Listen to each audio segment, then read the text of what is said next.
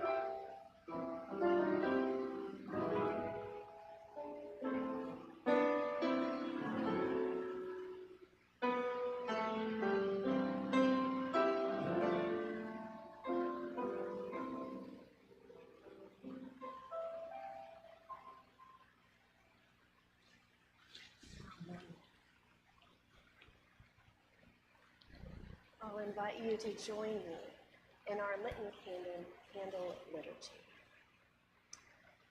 Today is the 5th Sunday of the season of Lent.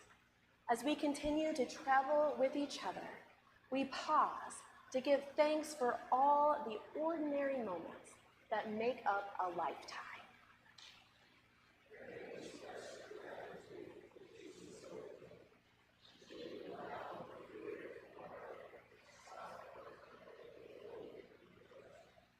Throughout Scripture, we are reminded that even in the wilderness experiences of life, when everything seems bleak and lifeless, God's restorative spirit is present, urging us to notice.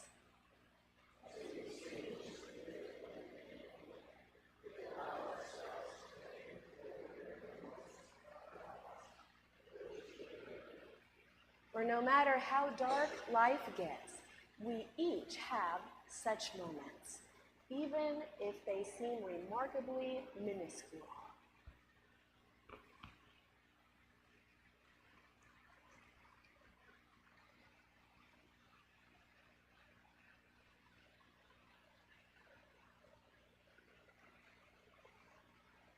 As we watch the smoke rise and fill this sacred space, we are reminded that God's Spirit similarly fills our lives. God lives in both the dark and light and encourages us to experience the fullness of both. This is how we feel God's grace. This is how we experience Jesus' peace, which he sings into our lives.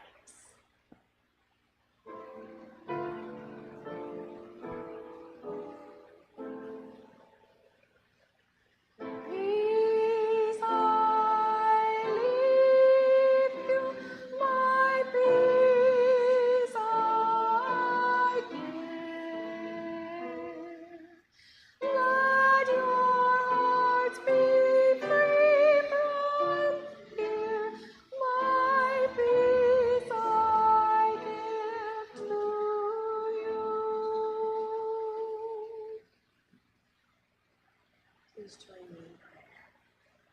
Holy One, lover of souls, we call out to you. You know our tears and sorrows, and you bear the seeds of grief with us. Open us this day to your comfort that nurtures these seeds into sheaves of joy, the simple and good enough moments that fill our days. The peace of Christ be with you. I invite you to extend your hands from your heart to those of others in this space as a sign of offering peace and grace in this holy season. And please be sure to do those who are worshiping at home as well. Let us rise.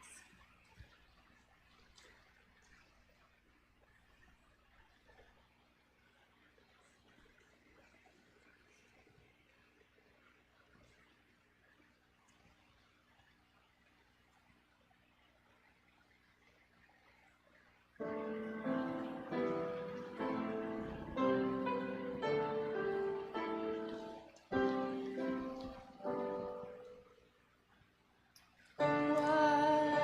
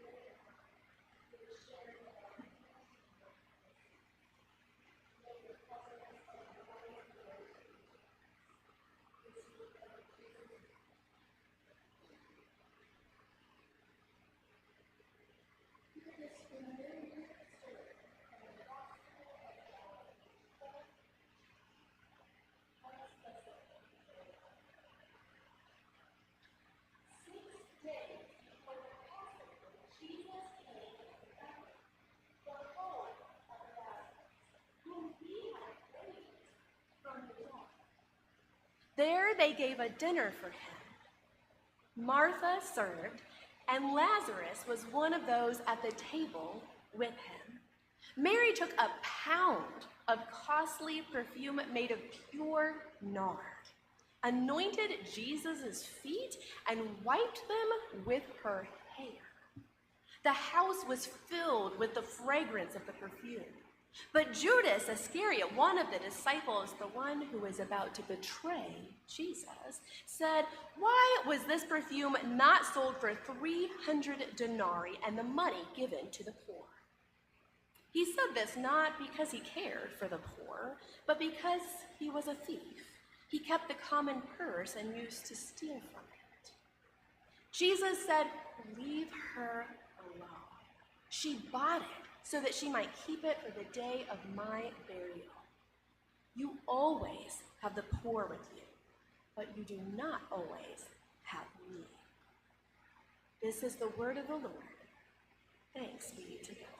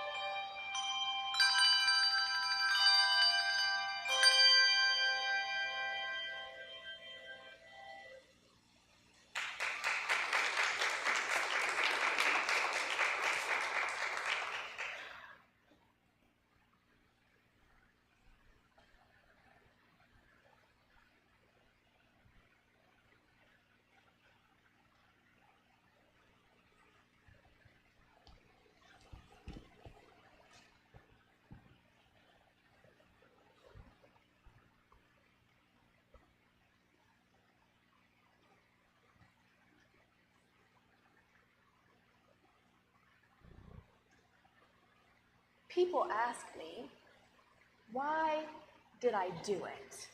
And why did I have a jar of nard to begin with?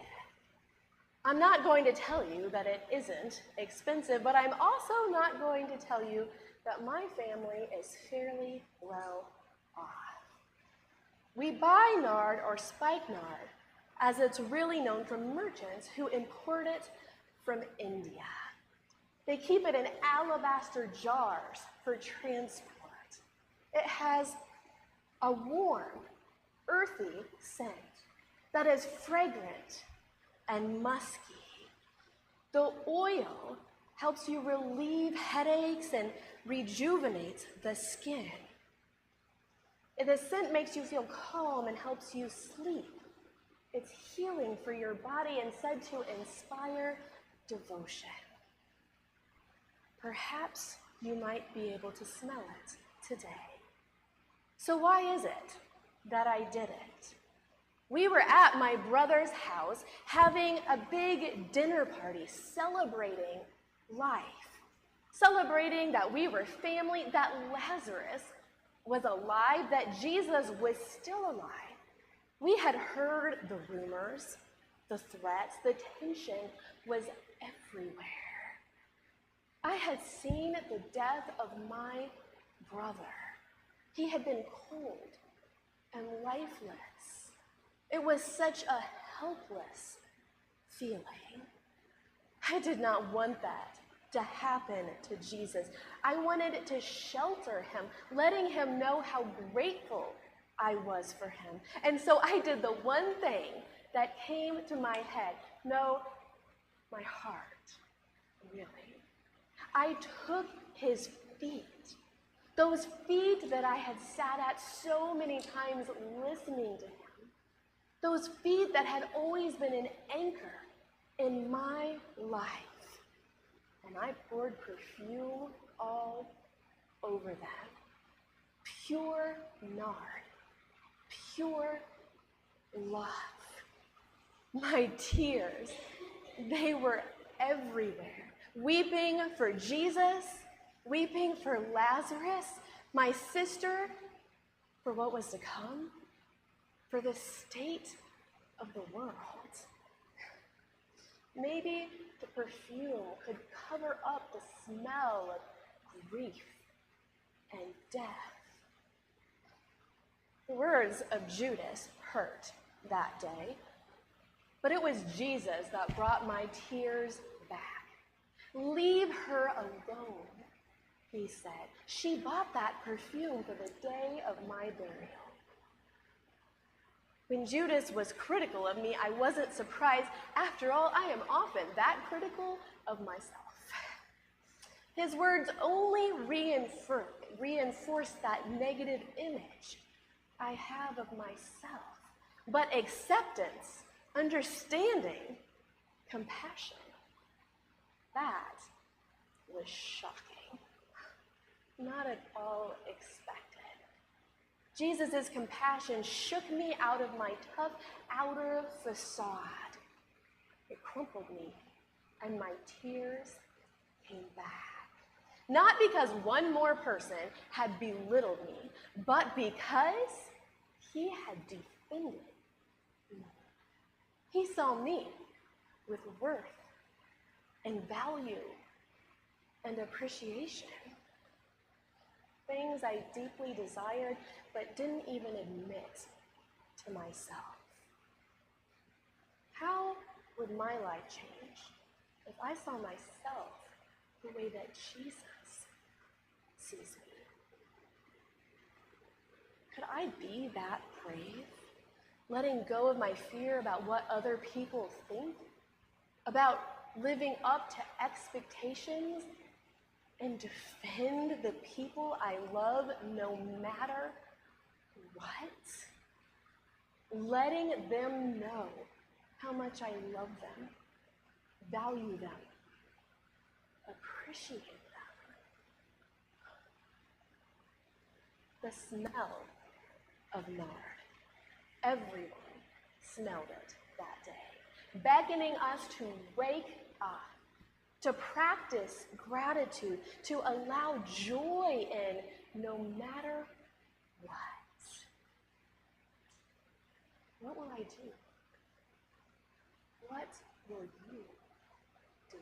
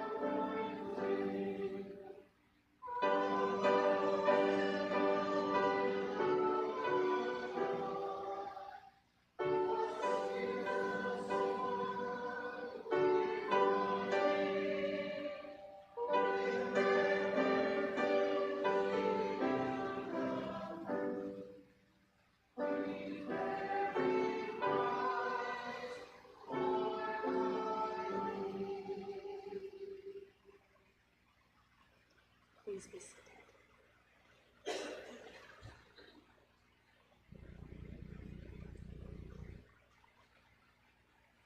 Anxiety. We all know the feeling. One psychologist compares it to the tunnel in the original Willy Wonka film. I still remember the terror of this scene from when I was a child. It seems that some of you might recall it as well. The passengers